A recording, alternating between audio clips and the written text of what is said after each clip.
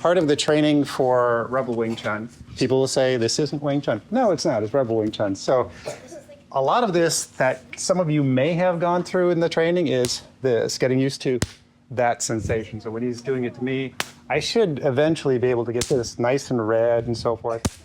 The more he relaxes, the more of a snap he'll get. Nice. So the key on that is so that this or this is like, is that all you got?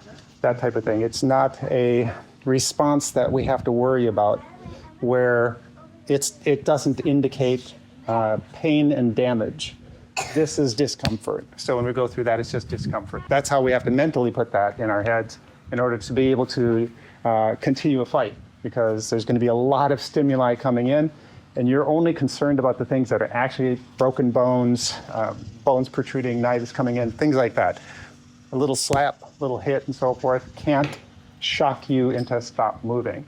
The other part that we're going to do is off of this is a simple eye jab. He's going to put up just a lead hand response.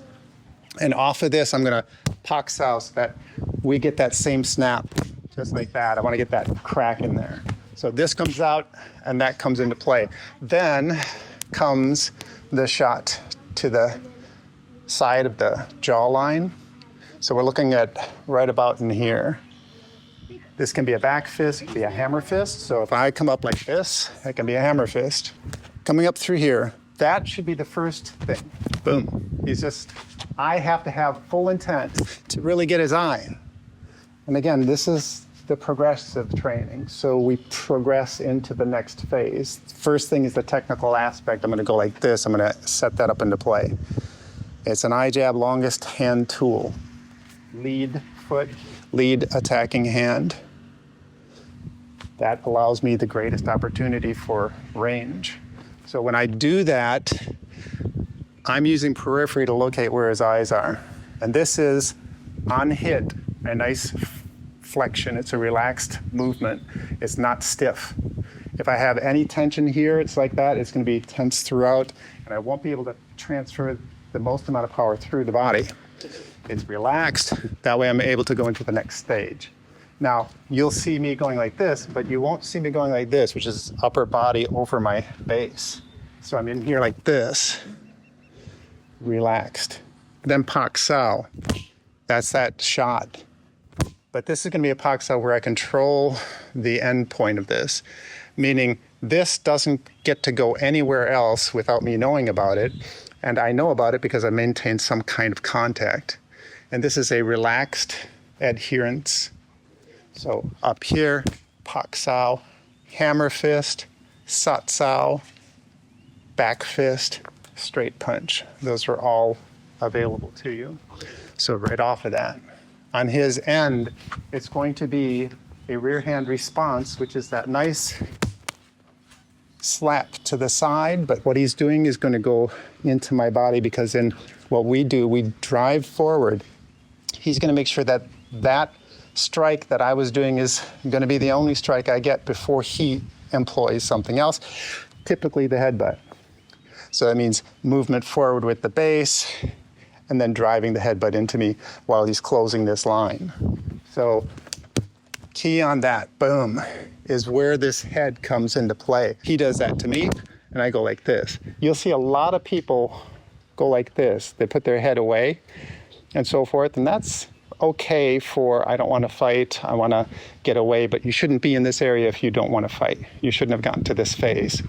So if you want to do it to where you're needing to end a fight, when he comes in and does that and strikes, my head is going to be like this, because all of my continued actions are going to be driving forward into that center line. So it could be from here, it could be from on the inside like that, it could be trying to pass, closing the line, everything else. All of the indicators are going forward into him.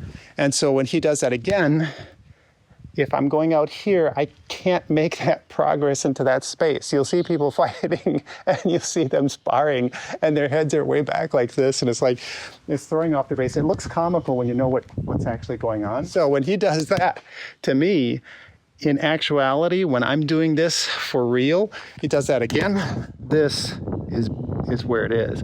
I trust my defense on this end, and what happens is my head coming in like this shortens the stroke on that.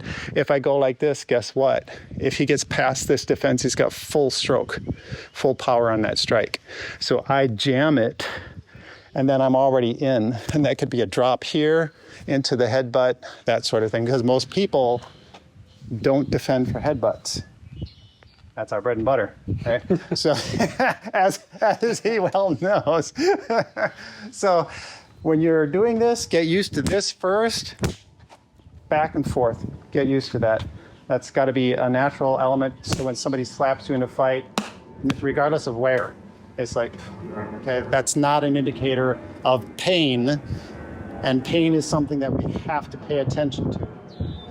It's discomfort. So when we're coming up like this, yeah. Now when I enter, there we go. That. I jab. Yeah. I jab, enter. My enter, I'm trying to enter twice.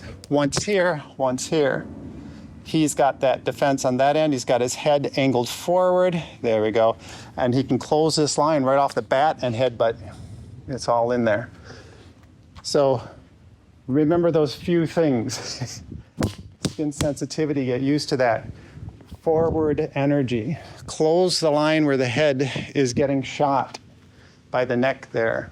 You want to make sure that that is really minimalized. This on the low end is a bong sao. So if he wants to, he'll increase that to a more defensive bong sao and then pressure forward. And then I'm already in, and that could be a drop here.